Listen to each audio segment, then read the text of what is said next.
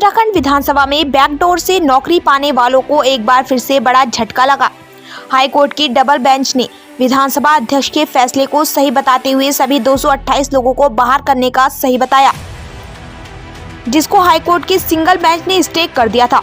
दूसरी तरफ कांग्रेस प्रदेश अध्यक्ष करण मेहरा का कहना है कि विधानसभा में नौकरी पाने वाले से ज्यादा दोषी देने वाले हैं, क्या उन लोगों पर भी कार्रवाई की जाएगी।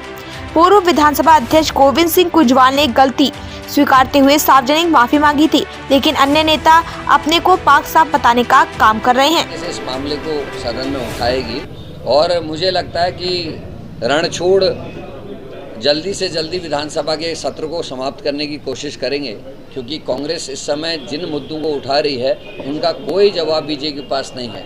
आज उनके एक नेता का बड़ा एक बयान मैं सुन रहा था जो बहुत ही आपत्तिजनक है। वो कह रहे थे कांग्रेस को भ्रष्टाचार से हटना चाहिए, कांग्रेस को गलत काम नहीं करने चाहिए, कांग्रेस मुक्त भारत की आवश्यकता है। जिनके राज में अंकिता भंडारी केस हो रहा हो, जिनके राज में सेंगर केस हुआ हो, जिनके राज में SSC केस हुआ हो, जिनके राज में कोऑपरेटिव भर्ती घोटाला हुआ हो, जिनके राज्य में केदार भंडारी केस हुआ हो, जिनके राज्य में पिंकी केस हुआ हो, वो कांग्रेस को आईना दिखा रहे। उस कांग्रेस को, जिस कांग्रेस ने सूचना का अधिकार दिया और उसमें जब उनके कुछ मंत्रियों के नाम आए गलत काम में, उनको जेल डालने का काम जिस कांग्रेस ने किया, उसको इस तरीके की बातें वो भ्रष्ट लोग कर रहे हैं जो अखंड भ्रष्टाचार में और महिलाओं के संग अत्याचार में डूबे हुए हैं। उनको शर्म आनी चाहिए। उनकी बात से इत्तेफाक इसलिए नहीं रखता क्योंकि हमारा लक्ष्य किसी की नौकरी खाना नहीं था।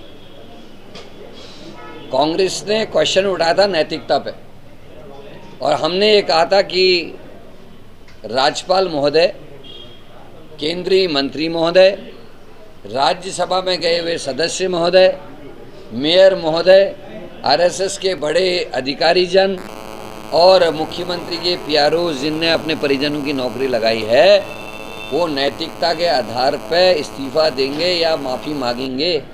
क्या गोविंद सिंह कुंजवाल जैसा बड़ा हृदय दिखा सकते हैं जो सार्वजनिक रूप से आप लोगों के माध्यम से सार्वजनिक रूप से स्वीकार करते हैं कि मैंने गलती की और उसकी मैं सज़ा भुगत रहा हूँ? क्या ये साहस RSS के लोग, क्या ये साहस बीजेपी के ये बड़े लोग दिखा सकेंगे?